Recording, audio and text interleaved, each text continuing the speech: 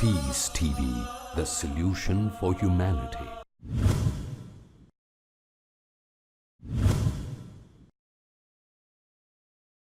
My name is MD Marathe.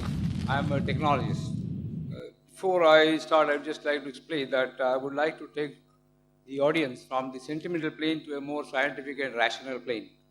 I hope I have a permission to that. Today's school books present the following information. In the course of evolution, the animal man or Homo erectus evolved 2 million years ago with a brain size of 1000 cc against a size of 400 cc of the apes. Evolution continued with the brain growing to 1400 cc 200,000 years ago, and this animal was known as Homo sapien.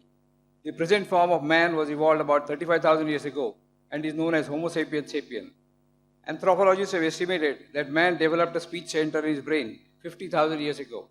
Now the question is, in this record of development, when did God originate and for what purpose? Number two, the progress of science has made it possible to... Only one question, sir. Any question? This is in relation to that. If you cut it short, the answer will not be long. Give me the time for the questions, please. Okay. Progress of science has made it possible to clone all animals, including man, to produce any number of animals having all desired characteristics. If God ever existed, how much of the power attributed to God is now left with him?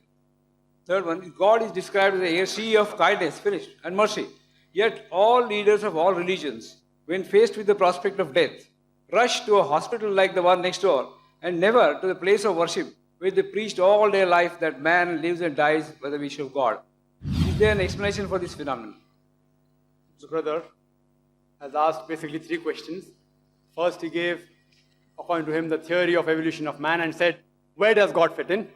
Secondly, after as God has created all these things, how much of his power has been reduced? Thirdly, that when you get sick, you run to the hospital, not to the temple or church or masjid. Three part of the question. He said the answer will be short. The question was long. So imagine, to give a detailed answer will take time. Brother, I'd like to tell you that what you quoted about the Homo sapiens, etc. You are talking about the theory of evolution, brother. Theory of evolution. I'm a medical doctor. I have not come across a single book in my life which says fact of evolution. It is theory of evolution. And even I know about the theory of evolution and about the Darwin's theory. Complete answer refer to my video cassette, Quran and Modern Science, Conflict or Conciliation. What Darwin said was only a theory. He wrote a letter to his friend Thomas Thompson in 1881 that I believe in this theory of natural selection because I don't have any proof. Only because it helps me in natural selection, it helps me in embryology, in classification, in rudimentary organs. There's no book saying the fact of evolution. All the books say theory of evolution. That's why, if we have to say to a friend that if you are present at Darwin's time, Darwin's theory would have been proved right, trying to insinuate to look like an ape. There were missing links. Darwin himself said the missing links. You spoke about the hominids, you only spoke about one wave. I'll tell you about all the four waves. The first wave was Lucy. Lucy was first wave which came 3.5 million years. You talk about 2 million years, I'm telling you what scientists have said 3 million years ago. Lucy. It died out by the Ice Age. The second came the Homo erectus. About 500,000 years. After that came the Neanderthal man. The third wave, about 40,000 years ago. And the last was the Cro-Magnon. But brother, there's no link between all these stages. It's only a hypothesis. According to P.P. Grasset, who held the chair of evolutionary studies in Paris, in Sorbonne University, in 1971, he said, it is letting our imagination run too wild, just based on vestiges to say who our ancestors were. I do know there are some people who speak about Darwin's theory. I'm a medical doctor, I know about that. But do you know there are hundreds of scientists who speak against it? Few scientists speak in favor, but there are more who speak against it. For the complete answer, refer to my video called Quran Modern Science. There are few scientists, because there's no fact of evolution, they say let's support a theory. Quran doesn't support any theory or hypothesis. Quran speaks about fact. So regarding your 2 million years, Allah subhanahu wa ta'ala, no beginning. When man came, no one knows the exact date. No one knows. Assumption is it. But Quran says the first man was Adam alayhi salam. First man. And with it came Eve. May Allah be pleased with her. Man hasn't reached that stage. There's not a single statement in the Holy Quran which science has proved wrong yet. Hypotheses go against the Quran. Theories go against the Quran. There's not a single scientific fact which is mentioned in the Holy Quran which goes against established science. It may go against theory.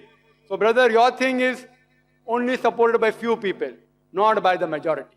Regarding second part of the question, that if Allah has created all these things, how less His power has become. You can't understand Him completely. As the Quran says in Surah Anam chapter 6 verse 103, He is beyond comprehension. I can give you a simile, not exactly same. An ocean. If you take a drop out of the ocean, how much does the level of the ocean go down? How much? How much? Yet, in spite of this, the difference between Allah becoming less when He creates things and the difference between the level of the ocean becoming less is infinite.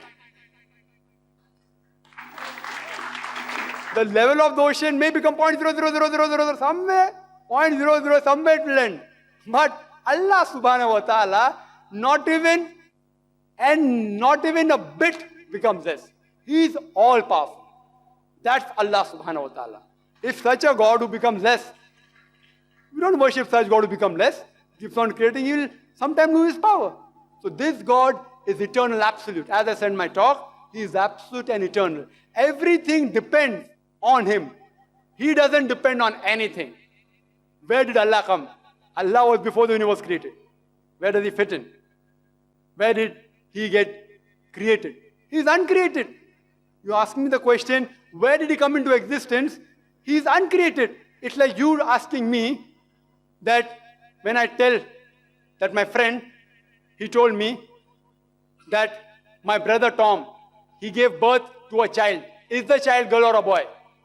I, being a doctor, know very well a man cannot give birth to a child. So where does the question come? That doesn't mean that a person gets sick, only go to the temple. Because the Quran says in Surah Nahl chapter 16 verse 43, as well as in Surah Furqan chapter 25 verse 59, if you are in doubt, go to a person who knows, who's an expert. If you get sick, besides praying to Allah subhanahu wa ta'ala, go to a person who's an expert in medicine, go to a doctor. Quran says that. But even after going to the doctor, have faith in Allah. Because He is the person who cures you. He can cure you with a doctor or without a doctor. So Allah subhanahu wa ta'ala says, we don't believe in blind belief. No Muslim scholar will ever say, if you are sick, don't go to a doctor. Go to a doctor, but finally, who cures is Allah subhanahu wa ta'ala. That's why all the doctors, when all their brain, all their science, all the medicine fails, they say, it is only Allah who can save you.